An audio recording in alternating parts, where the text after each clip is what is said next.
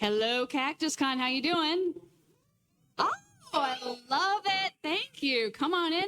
We're going to have our Saturday keynote come up on here in a second. Her name is Alethe Denis. We heard about her through a Darknet Diaries podcast, at least I did. Our lead organizer, Christine, said, you really should listen to this. She's amazing. And I listened to it and I said, yes, she is. And so we're really excited that she came to be our Saturday keynote. So Alethe is a senior security consultant on the red team of Bishop Fox. So she gets involved in all sorts of fun hijinks that she'll tell you some about today. She's done speaking at a ton of major events and has one of the DEF CON Black Badge Hall of Fame seats. So nice work. Awesome. She loves to teach and loves to share her knowledge with everybody. She has a German Shepherd named Blue and 50 chickens. So everybody, please welcome Alethe Denis.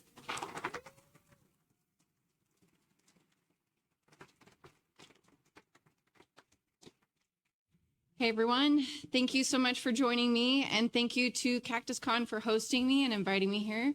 I sincerely appreciate the opportunity to share this ridiculousness with you today, and also for taking some of your time this afternoon. I know second day of con, and in the afternoon after lunch, it is hard to make it back. So thank you again for joining me, and we'll jump right in. Whoa, no way, he said, and I listened over the line wondering if he would buy it. If the delay was too long on the line, if all the figurative foxes in the trench coat were doing their jobs. Yes, this is Bill. How are you? I'm fine, he said. Listen, Andrew, I'm gonna need you to give me the most recent P&L and send that report over to my personal email address because I'm out on the road today. I'm away from my desk. There's a lot about this job that I really don't like. And it's tough to reconcile having the other person on the other end of the phone hear something that sounds like a plea from somebody that they're expecting to hear from that day. In this case, I wondered if Andrew would buy the pretext, and the split second where I wondered if he would, it was like Schrodinger's cat. You're thinking, you know, will he or won't he? Am I busted? Or is this person gonna buy it? And in that moment, I thought, you know, if he busts me, then I'm done for the day. Like I can hang up the phone and we can move on with life. But if he takes the bait, then I have to continue to con this person. And in that moment when he went, whoa, no way, and he believed that the CEO was calling him, my heart sank. And the finance person had most definitely bought it. And I talked him through sending me all the financial reports that I had been tasked with asking him to send over to me.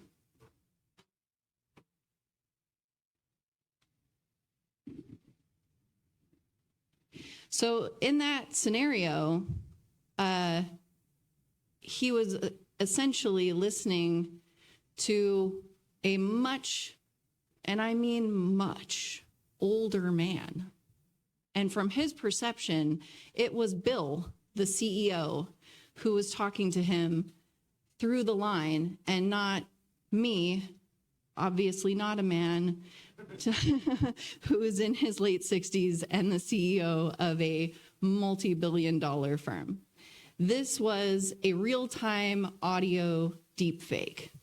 And there are some darker sides to social engineering and the elements of red teaming and offensive security testing. But it's perhaps not exactly what you might think.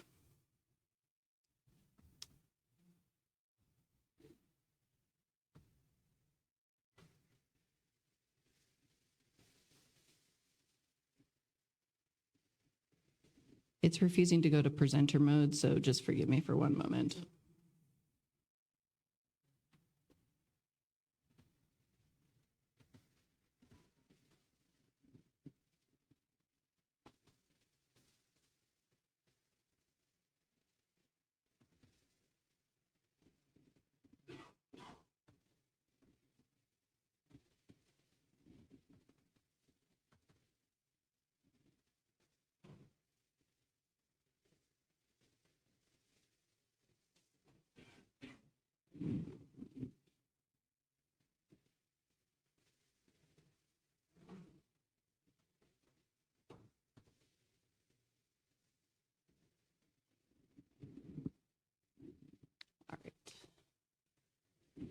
Perfect.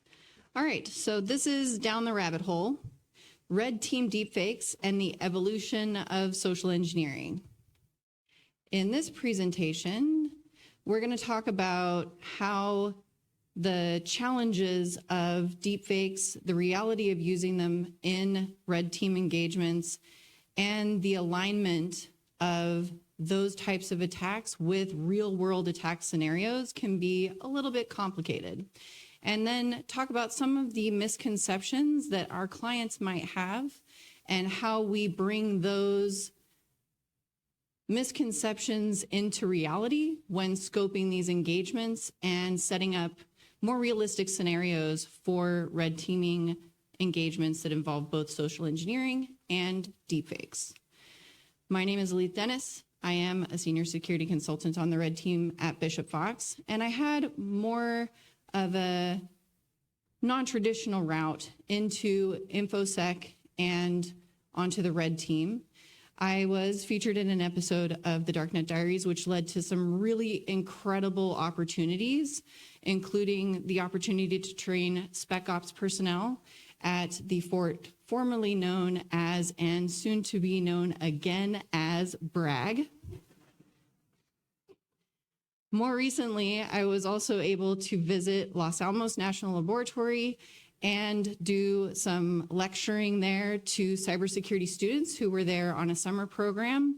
And despite the enormous volume of paperwork and identification hoops that I had to jump through, I was not able to pet any of the nukes. Very disappointing.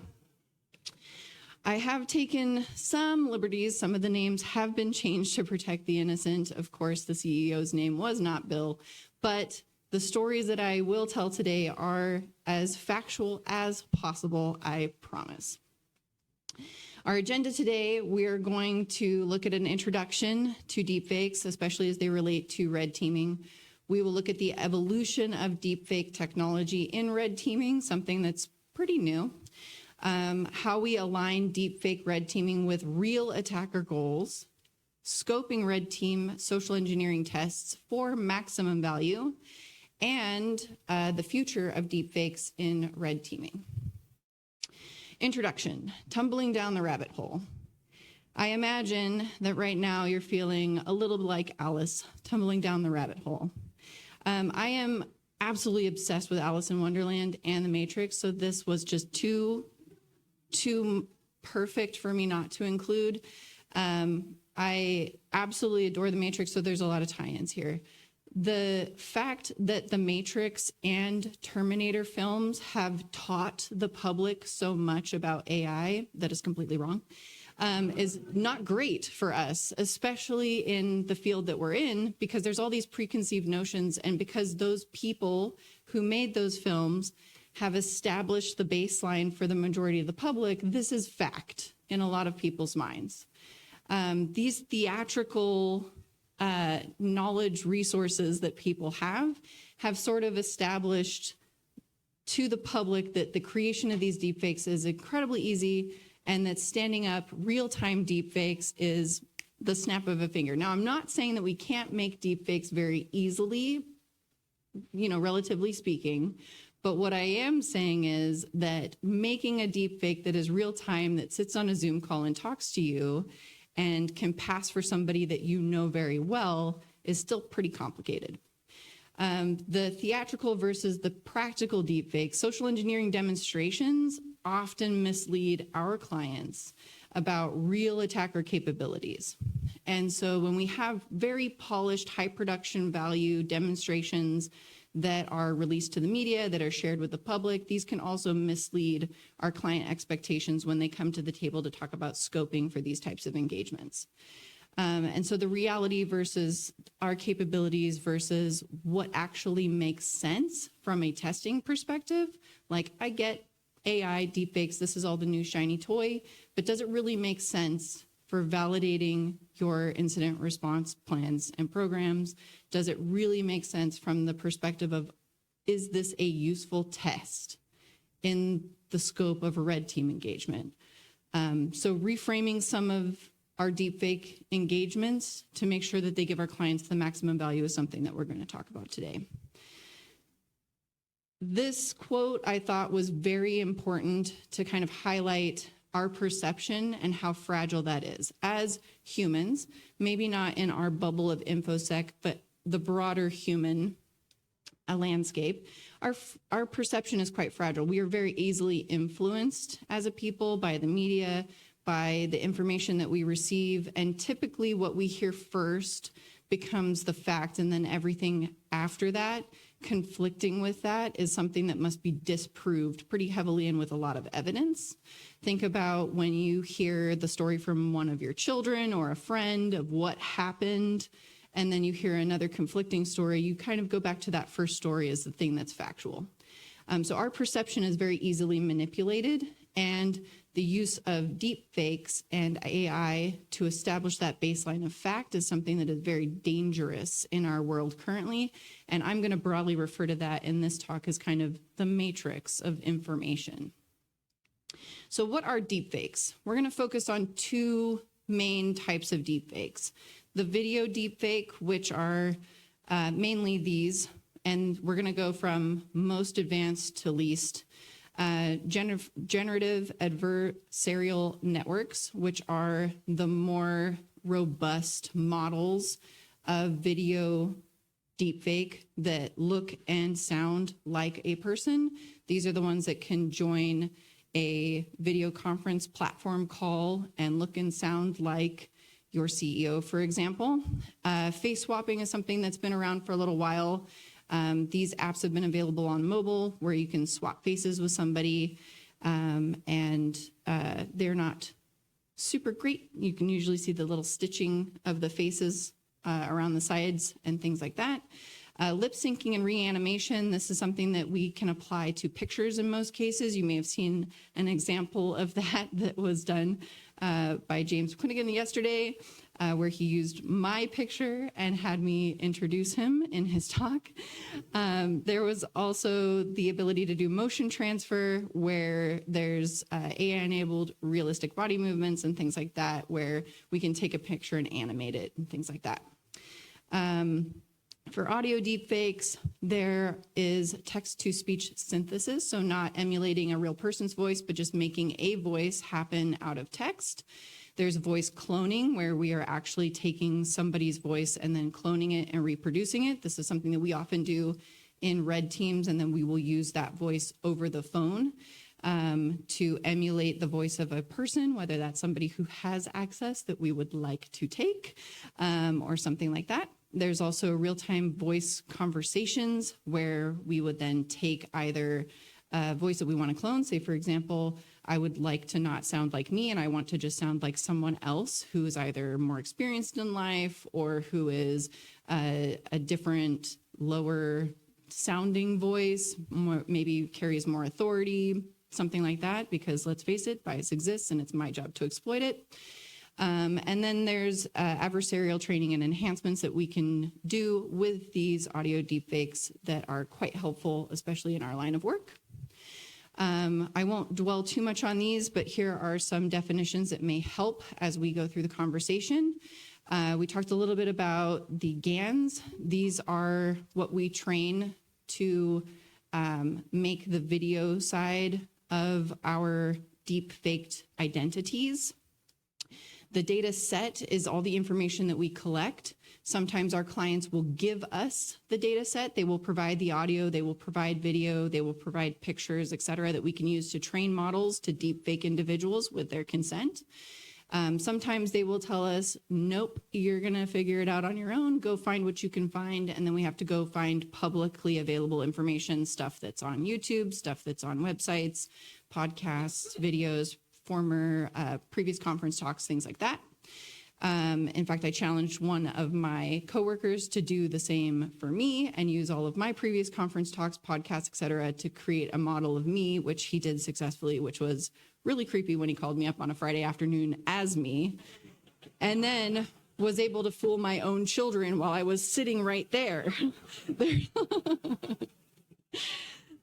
So the deepfake model is the actual personality of the person that is trained using the data set. The training is the activity of training that model. And then the inferencing of that deepfake model is when we take the model and make it puppet work. We actually pull the strings and make it talk and do the thing. So what is real? And nowadays it's pretty tricky to tell. It is not something that we're going to go into a great deal of detail here. I think it's been covered pretty extensively in a number of other conference talks. And more recently, in one of our Bishop Fox blogs, my coworker Brandon Kovacs went into great detail on how you can, and how we do, create audio and video deepfakes. I'll pause here for just a second so you can take a picture of this slide if you would like to check this blog out. How we create audio deepfakes, how we create the video deepfakes, and then how we marry the two together to create a full video presentation with audio of a real-time deepfaked person. He's presented this at conferences as well, but there is a webinar video where he goes into great detail on how he did the research and put all these things together. All of the tools are open source and publicly available. There's also another group who has done the same. The Deepfake Dashboard team has created the Deepfake OS. These folks are part of a collective that I am a member of, and they gave me permission to share this with you today. If you have questions and want to reach out to them, you're welcome to do that. Reach out directly to them through their website, which is there at the bottom. They have a contact form there for you. You can also take a picture of that if you would like. And then, unfortunately, no one can be told what the matrix is. You have to see it for yourself. And I find that this becomes more true every day, especially with the clients that we work with. They come in with a lot of preconceived notions about what the capabilities are because they've been scared to death by the media. And there are a lot of really wonderful capabilities. Deepfakes have come a tremendous way, just even in the last 6 months to a year, but especially in the last 4 years. There's very low latency and response in generated personalities or identities. There's cross-platform usage. We can now join Teams calls, Zoom calls. It's been done. Pretty compelling use of these types of deepfakes in most very recent, actually, fraudulent cases. And then there's also increased accessibility. It's very accessible to pretty much everyone if you know how to stand up some of these tools. They're all open source, but there's also now an increase in the availability of these tools through pretty much paid services that provide it to folks that may not be as skilled. Some limitations, these are the things that we kind of grapple with when we are trying to explain to clients what our limitations are as far as producing the deepfakes and then the inferencing of those deepfakes during our client work. Processing power. This is not something that can typically run on your standard PC. When you're inferencing the model, it needs at least a GPU or a couple if you really want to make the model work in real time. When I was talking as Bill, for example, with Andrew, when he was listening to me ask him for the P&L, I would say a word and it would take about a second or more, depending on the latency, for that word to be then transformed into Bill's voice. So what I was struggling with was I would say something and then Andrew would have to wait to hear it. And so if that latency isn't easily explained by a bad connection or something funky going on with my phone system or something like that during the call, and if he gets a little suspicious or things start to feel weird, then my entire pretext could be blown. There may be artifacts or glitches, especially with video deepfakes. These are a lot easier to spot, and you can see them in some of the demonstrations that Brandon has published in his talks, where if he turns to the side, you can see the stitching of the deepfake sort of loosen from his face, and the reality starts to crack. There's also adaptive countermeasures in place in some software platforms. So we're starting to see many video conferencing platforms now have deepfake detection algorithms, and organizations are implementing voice authentication and behavioral analysis tools to counteract impersonation attempts, even in their phone systems. That's something that we've recently seen as well. And of course, there are ethical and legal constraints that red teams are impacted by that our unethical counterparts are not. So the evolution of deepfake technology in red teaming. Let's talk a little bit about how we have used deepfakes, mostly for controlled demonstrations. Broadly in information security, we've seen a lot of executive impersonation and voice phishing. We've seen video calls for social engineering, demonstrations that have included deepfake video calls where an attacker appears as a trusted leader to request urgent actions such as wire transfers or credential resets.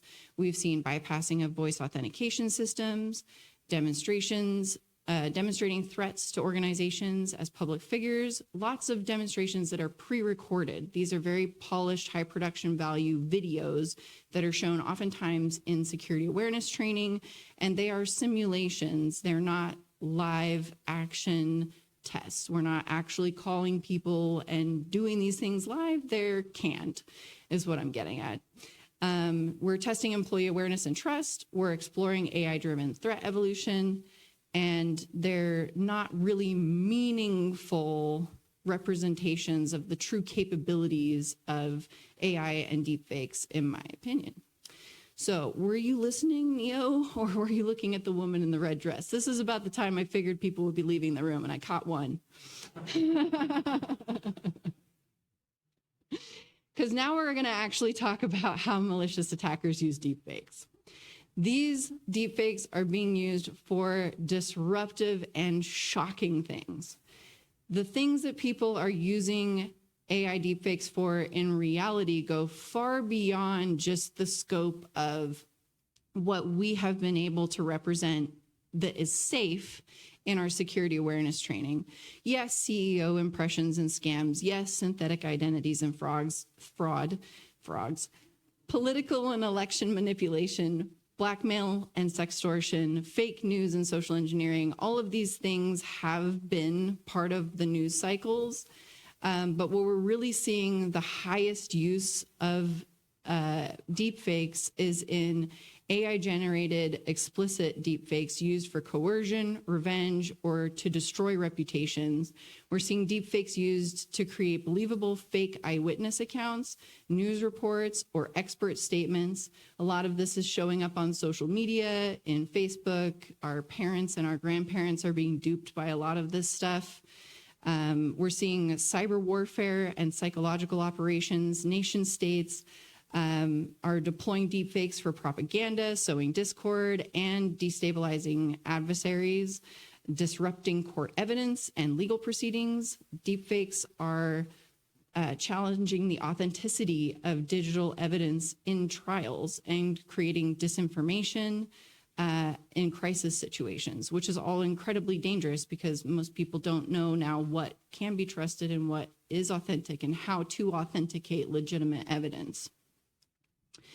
One case in particular, which most of us heard about, was the $25 million loss when a CFO deepfake managed to convince a worker in Hong Kong to transfer $25.6 million following a deepfake video conference call. What most people didn't read into was that this person originally received a phishing email, which they flagged as a phishing email. They clocked it as phishing and said, nope, not going to do it. Then they were convinced to join a conference call which had multiple people in the conference call. And in that conference call, every single personality besides the worker from Hong Kong was a deepfake. So this one person was up against, I believe it was 6 deepfakes in a conference call, all of whom were telling him, I am this executive from this multi-billion-dollar company, you're going to do this thing. And they've arrested 6 people in connection with this, all of whom had gone to this mega huge engineering company's website, pulled down the images of the executives from the website, and then deep faked each one of them, and then had them join this live meeting with this individual, and then essentially manipulated them into following the instructions in the phishing email that they'd originally flagged as suspicious. So I feel like everyone is susceptible to this. And if I'd had 6 people telling me this is fine, I may have done the same thing, especially since he did exactly what he was supposed to do. He flagged it as phishing. He followed up with a call. He verified with the right people. It's kind of tough. So let's talk about how the real attackers are misusing AI in general. Not specifically deepfakes, but inclusive of deepfakes. The most common goal of bad actors in misusing generative AI is to shape or influence the public's opinion. This shaping and influencing of the public's opinion accounts for 27% of uses of or misuse of this generative AI. So almost 30% of misuse is to influence opinion. That absolutely fed into fears last year, especially in connection with the election. And it goes further when you think about how people don't tend to grasp the difference in reality between deepfakes and how they experience reality in reality versus online. And we underestimate the power of how convincing online and digital media truly is. So everyone around us we see as real. Online, we identify everything around us as real. And we are kind of at a heightened sense of awareness to the general public. The most prevalent cluster of tactics that involve manipulation of human likeness, especially impersonation, is this deep fake imagery, followed by sock puppeting and the appropriated likenesses or non-consensual intimate imagery. That non-consensual intimate imagery primarily relies on the manipulation of images and video modalities. So essentially all the pictures that you're putting on the internet could be used to create non-consensual intimate imagery. What am I talking about? I'm talking about images that are explicit and that you have not granted consent to create. And this could be of you, your family members, people you know, etc. This is probably the scariest of the genres of the deepfake, in my opinion. So I thought it was important to bring up here because it is pretty prevalent, and the generative AI misuse primarily exploits human likenesses for impersonation, deepfake personas, and this non-consensual intimate imagery to falsify evidence or create reputational damage in most cases. While state-sponsored deepfake campaigns are a concern, most observed misuse requires minimal technical expertise, making AI-driven deception more accessible to a broad range of bad actors. And I brought a fancy chart. So opinion manipulation is the biggest chunk here, pretty easy to see. There's a pretty interesting study that I've sourced here at the bottom if you want to look into more details on this, but I found this to be the most compelling piece of this, and that is that we're seeing a huge chunk of the misuse, especially where deepfakes are being used. The majority is towards that disinformation and the opinion manipulation piece. Monetization and profit is the next chunk. This is the goal of the attacker that we're focusing on here. So where the goal of the attacker is opinion manipulation, we see that AI, deepfaking, astroturfing, the social media campaigns, et cetera, where it's monetization, we're seeing mass producing of low quality content, selling of AI generated fake products, monetizing of deepfake driven explicit imagery, and non-consensual intimate media. And then fraud and scamming, we're seeing highly persuasive scamming, phishing attacks, deep fake video calls, et cetera, including the $25 million example that we talked about earlier. And then we're seeing also harassment and a whole litany of other things. Do you see where the cyber attacks are? They're way down there at the bottom. So when we all look at the landscape of the use of AI and the misuse of generative AI and deepfakes, we're also hyper-focused on the cyber attacks that we kind of forget about the broader picture. And that is the bad guys want to make money and they want to change the opinions of other people. And those are their two driving forces: make money, change people's opinions. And usually what's behind that are political agendas and the people paying them to change those things. So again, money. So let's talk about aligning deepfake red teaming with real attacker goals and understanding the human factor and how we can marry these two things together. So client expectations often don't align with real-time threats. The gap really comes in when we have to balance the responsibility of red teams to be safe, ethical, and stay on the good side of being legal, as well as the fact that attackers don't have to be responsible or safe or legal. So how do we, simulate and emulate real attackers when we have all of these boundaries? We're essentially fighting with both hands tied behind our backs, which can be a little challenging. Most attackers that are leveraging deepfakes are not focused on cyber attacks at that. So we have to figure out how to craft a scenario that is not only compelling, ethical, safe, legal, but it also involves a cyber attack component. And this can be a little tricky. Deepfakes are also meant to cause disruption. And usually when I bring that into our conversations and say, okay, so what are we doing with this thing? Like, you want us to make a deepfake of your CEO, right? So can we steal money? They're like, yeah, no. I'm like, okay, so, all right, then can we take over the CEO's email account? No.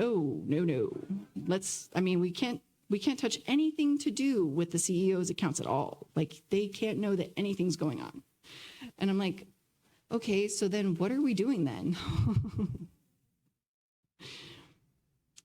So we've survived by hiding from them, by running from them, but they are the gatekeepers. They are guarding all the doors. They're holding all the keys. And this is sometimes how I feel about clients, especially when it comes to scoping and rules of engagement. I love you guys. I sincerely do. We wouldn't be here without you. But there are days when we have to really sit down and come together and figure out if the test that we are designing can balance all these ethical considerations and give a valuable test that sincerely tests the things that we want to test and doesn't just focus on the salacious elements of the hype and the buzzword bingo marketing keyword nonsense that's telling everybody that we need to use deepfakes and social engineering. There have been multiple times when I've said, why don't I just call as me and talk to the help desk and see if I can get access?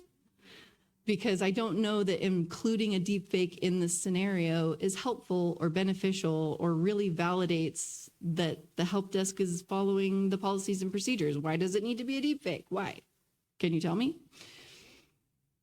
So the problem with misaligned rules of engagement, sometimes the box that we get put in is so small that it makes the test almost impossible from the perspective of the attacker, i.e. the red team, to really make for a compelling test of the policies, of the procedures, of the people who are charged with protecting the organization.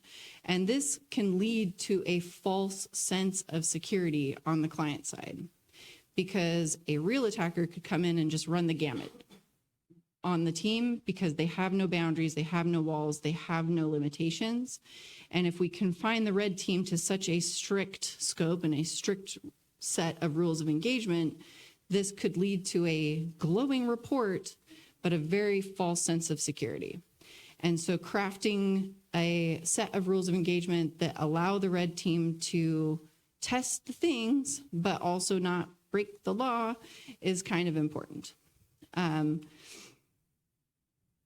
So we can't keep going down the same road is what I'm getting at, because we're going to keep issuing glowing reports that give companies glowing reports for their executives to ooh and ah over, but also a very false sense of security in that they may not actually be as safe as they think they are because they weren't truly tested. And we can't keep going down the same road. And I love that quote. And I just keep thinking of the door of the car. I know you're thinking of the same scene. So we're going to move on.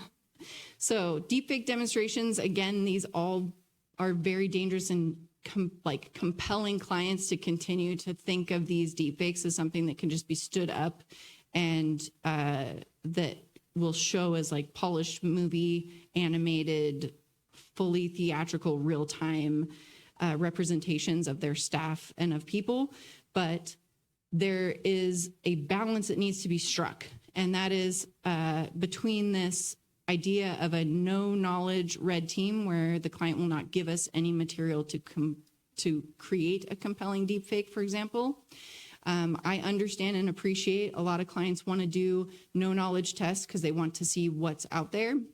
But the fact is that red teams are time boxed. We've got 2 weeks, 3 weeks, whereas attackers have infinity and they can collect all this information over time. When we are putting together an engagement, it can be very helpful, but also it does not invalidate the test if we are provided with audio or video to help create that deepfake, or we are provided with the phone numbers to call that we know are company-owned numbers, for example, because we cannot call and will not call personally owned cell phones of employees. We feel like that is unethical. So what do we want to test? Do we want to test that Alethe is good at OSINT and she can find phone numbers? Or do we want to test that employees are following policies and procedures and doing their jobs and protecting your organizations? I think it is more important to spend money on testing employees with client money than testing Alethe's ability to find phone numbers. And so striking that balance between sharing of knowledge and sharing of information, I don't think that it rolls straight into like purple team territory. I think that there's a balance that can be struck, especially in time box engagements, to make them meaningful, compelling, and make the reporting and the findings useful for clients. So how do we bridge this gap between how we effectively test clients and how we represent real capabilities of attackers and emulate real threats? It's something that we're still trying to work out, and I think that this will evolve over time. This is pretty new technology. It's changing weekly, daily. And so let's talk a little bit about scoping of deepfakes and social engineering and how we can provide maximum benefit. And I did not say it would be easy. So scoping, we're going to want to start with real TTPs. We're going to want to avoid allowing the clients to just start with a cool story that sounds like a good time. We want to also ensure that the rules of engagement don't neuter the test. I won't beat a dead horse, I promise. We're going to focus on tangible business risks, not just red team wins. And then we want to set realistic expectations regarding the real-time inferencing of the deepfake models. What is it truly capable of, and what makes for a realistic scenario and test? Here's an example of a scope, the objectives, what the in-scope activities are, what is out of scope, what our ethical boundaries are, the attack scenarios, and success criteria, as well as some reporting notes.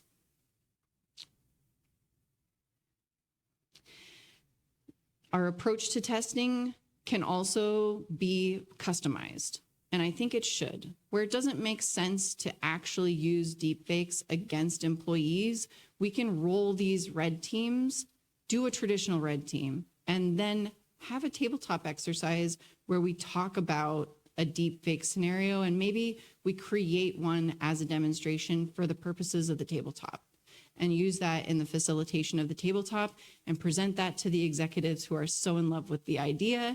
And that's how we bring it in. Then we're using it to test the policies and the processes and procedures and the incident response plan and all of that stuff. Because while Alethe is known for being the queen of social engineering, Alethe is the king of tabletops. Testing authentication mechanisms and not just human susceptibility, I think, is also very important, because at the end of the day, humans are going to human. And that's true. I think we need to stop beating people down about that element of security and start empowering people to take control of the narrative as far as like security awareness training and all that stuff goes. But at the same time, I think we need to rely more on our technical controls to protect our people. And then focusing our testing on validation of the policies, procedures, and the technical security controls as a combined security program, rather than just focusing in on each individual layer, I think is also important. So the future of deepfakes in red teaming. I think that deepfakes will continue to evolve, obviously, duh. So most of our testing is going to need to keep evolving as well. We're going to keep upping our game. We're going to have to keep adjusting to protecting our organizations against these things. So too will our testing keep evolving. More realistic engagements are going to require more thoughtful scoping. And the end goal is that we are going to prepare our organizations to defend against these real attackers and more compelling social engineering attacks that include deepfakes. Fate, it seems, is not without a sense of irony. I just love this, because it's like we made the machines and now all of a sudden it's like the Skynet is falling. They didn't seem all that evil when we started, but like, mark my words, in like 5 years, I think we'll all be thinking about this slide a little bit differently. It seems like what started as a tool for red teams to test defenses could one day become a weapon that is wielded against us.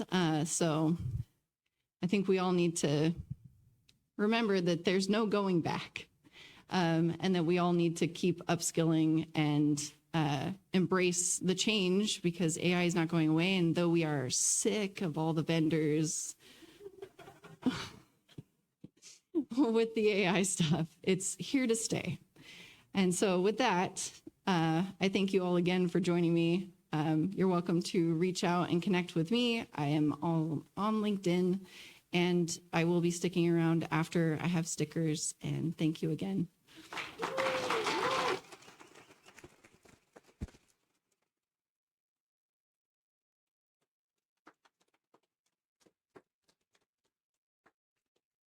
Alethe, thank you so much.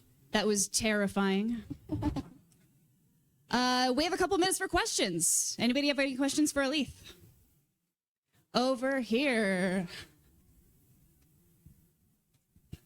So you mentioned about preparing, to defend organizations. Do you have recommendations now that organizations can begin to implement?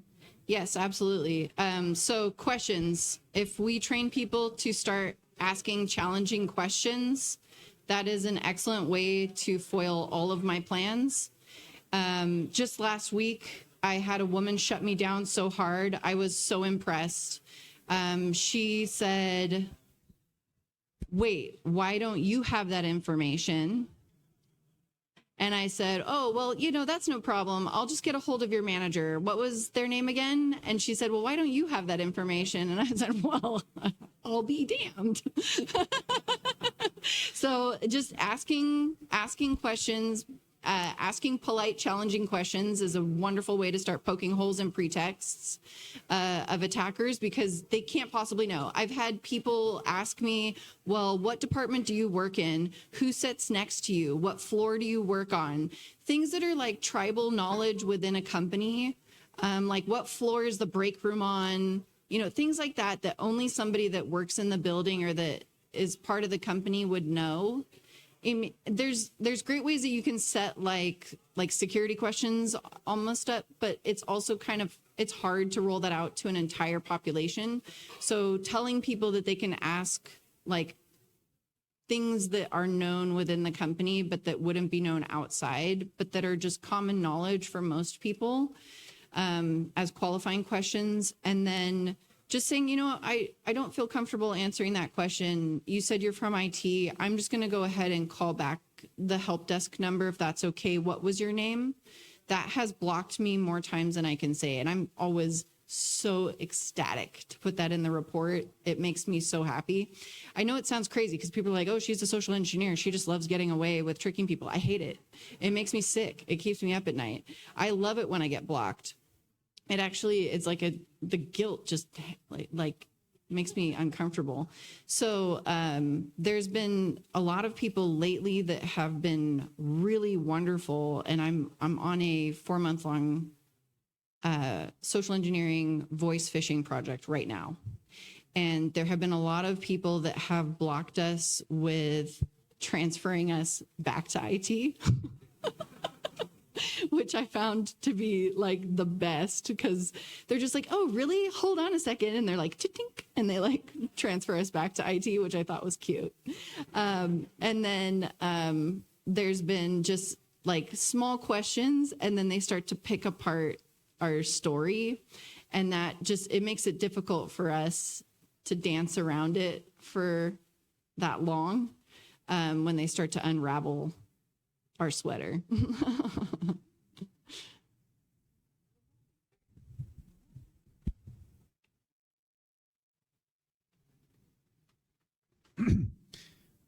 What do you think of voice authentication, especially in the face of audio deepfakes?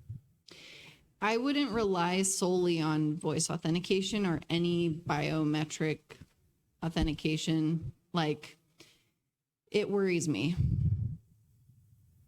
Like sincerely, it worries me, because you can't change your face and you can't change your voice, but you could change, you know, a hardware device that you use for authentication, or you could change a password in a vault or something like that. But your voice and your fingerprint and your face are a little bit more challenging. One. Questions?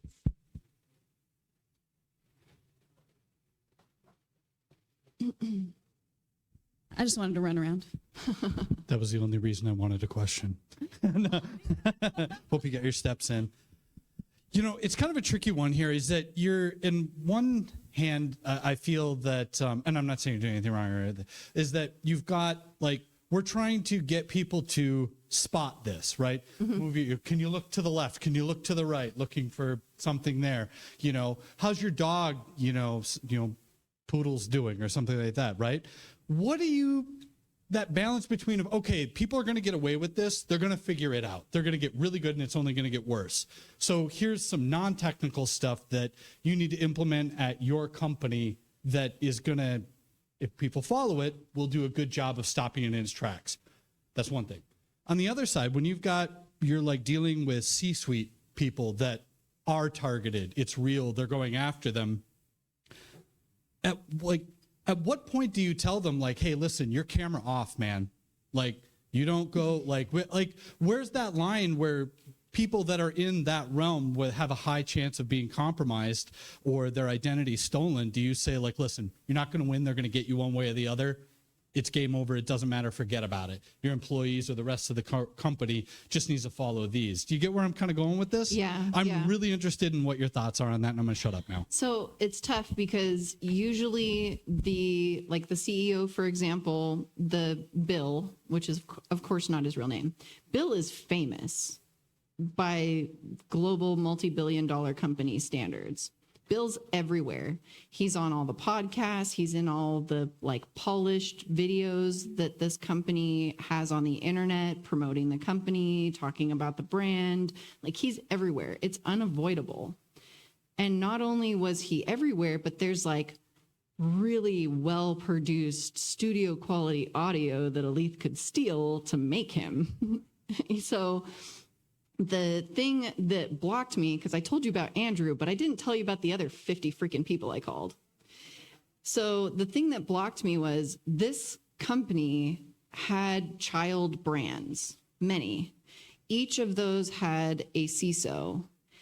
Those CISOs were all in a group chat together, redacting company names and things as I go here, so forgive me for the pauses. But they all have this culture of communication that is just top notch. There's not a pencil that gets dropped in that company that these CISOs don't know about and communicate about. They also have everything locked down technically on all the brands like crazy. And we've tested this company a few years in a row now, and we know they are solid. Like we're scared going into this thing. But we know it's, you know, we've got to give it our all. And so they are also one of those clients that is like, black box, good luck. And so they were incredibly challenging. And in this case, I talked Andrew through giving me all the things. He believed I was Bill. He knew what had to be done. He was going to go in the system. He was going to pull all the reports. I gave him the email account that I stood up in Bill's name. And it was at a domain that looked similar to one of their like charitable foundations. Like it was solid, okay? I did work on this. Did Andrew send me the P&L? Nope. He didn't do it. Somewhere along the way, and I'm not sure exactly where the detection happened, but somewhere along the way it was detected, they reported it, it got shut down. I didn't ever receive anything. Like, yes, I convinced him that I was Bill, and in the moment I had him. Like he went with me on that journey, but it was somewhere in the chain of getting the information out the door that it was blocked. And that's why I say it's so important that you have separation of duties, that there is technical security controls in the way that block the people. And it was kind of convoluted the way that I had to do it, because I didn't want Andrew to just send the report to Bill's company email address, which, you know, he could have just typed his name in and his email client and sent an email to him. So I think that might have also given him a little bit of a clue as to what was going on. But, you know, there's a lot of times that I don't succeed, and it's because of exceptional internal communication and really solid technical controls. And there are months that I go with the level of maturity in the security programs that we test at Bishop Fox. I go for months just getting kicked in the teeth, like seriously. And it really comes down to really compelling training internally at the clients. All the employees are very aware. They're very well trained. And then on the days when Alethe is able to take them for a ride, the security controls and the technical protections that they have in place stop them. I've had employees who will click on the link and go to the brochure with the free stuff in it, only to like email me back from the phishing email and say, hey, this link isn't working. And I'm like, can you send me a picture of what's going on? Let me help you. And it's like their browsing rules have prevented them from visiting my domain. And so it's all those little layers around your people to protect them from themselves some days. And it only takes one. That's the tragedy of a red team, is it only takes one person to compromise the org. But if you have enough roadblocks and layers of your little security onion around them, you can still protect them. On that note, let's thank Alethe again.